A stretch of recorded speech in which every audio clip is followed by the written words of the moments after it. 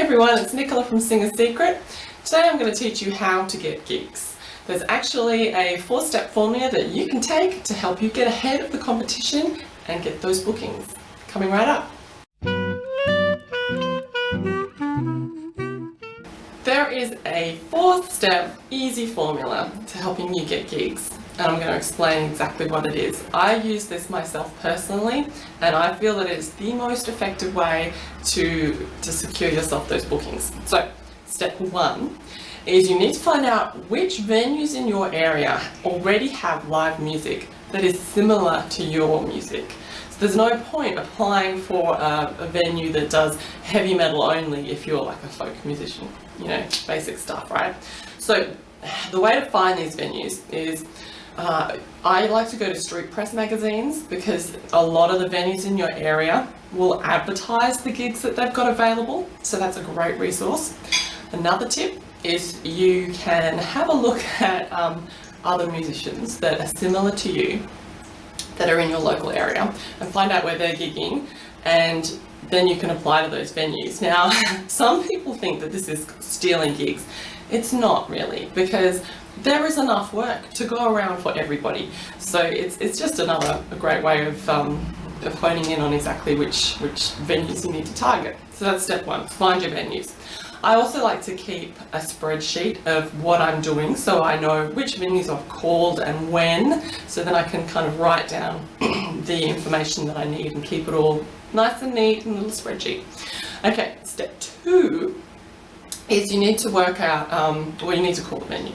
So you need to find out, when you call a venue, you need to find out who does bookings, the music bookings.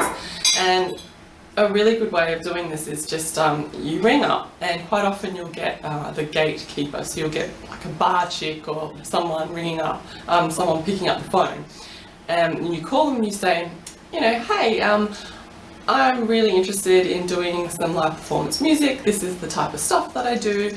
Do you have any performance opportunities available? Or you say, can I speak to whoever organises the live music? More often than not, they'll say, yeah, sure, I'll just see if Chris is available. And then suddenly you know that Chris does the bookings, and I write Chris's name down on my little spreadsheet, and you can talk to him.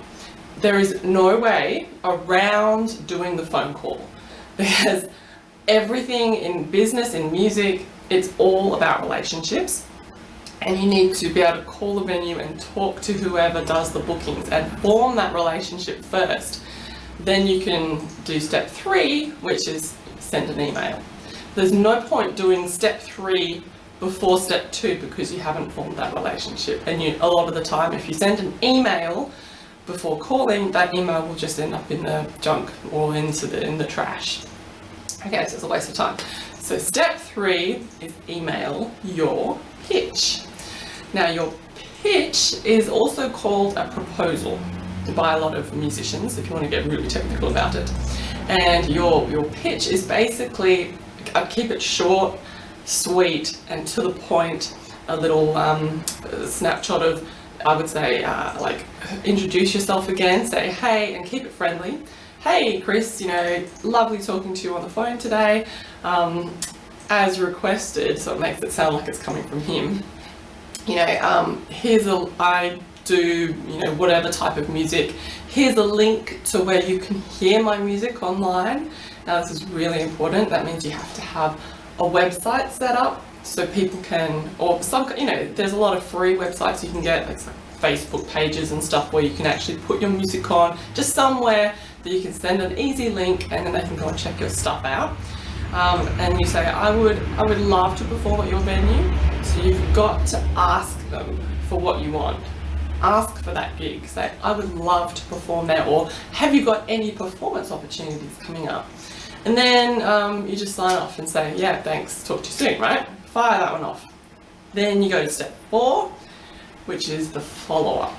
So quite often with step 3, if you're lucky and you've done a good job of step 2, which is forming that relationship, you'll actually get feedback straight away from step 3. So they'll email you back and they'll say, hey, you know, I love your stuff, sounds good, we've got a gig available on this date. And it's like, oh yes, gig, hello. But if you don't get that, then step 4 is to do the follow-up. So again, calling them up, re-establishing that relationship. You know who to ask for because you found that information out the first time. Just say, hey, did you get my email? Did you get a chance to listen to my music? I'd really love the opportunity to perform at your venue. This works, you know. And I've got to tell you though, the more that you do it, the easier it will become, because when you start doing this, you know, I mean, I personally I didn't start off liking calling venues up and saying, yeah, hey, have you got gigs? I felt like I was begging for gigs and stuff, but it becomes easier and you're actually making friends with people. Plus, there is no better feeling than when you get that positive email or that positive call and you get that gig and you're like, yes, you know, you can put it up on your Facebook page or your website. Nicola Milan performs at blah, blah, blah, come and see me here, woohoo! Yeah, so that is the best way to get gigs. I'm going to create an entire blog post of this on my website, singersecret.com, and the links are below. And I'm going to actually put my email pitch that I personally use there, and feel free to copy it if you'd like, but just, you know, change the words for yourself. Right, thanks for listening. See you guys.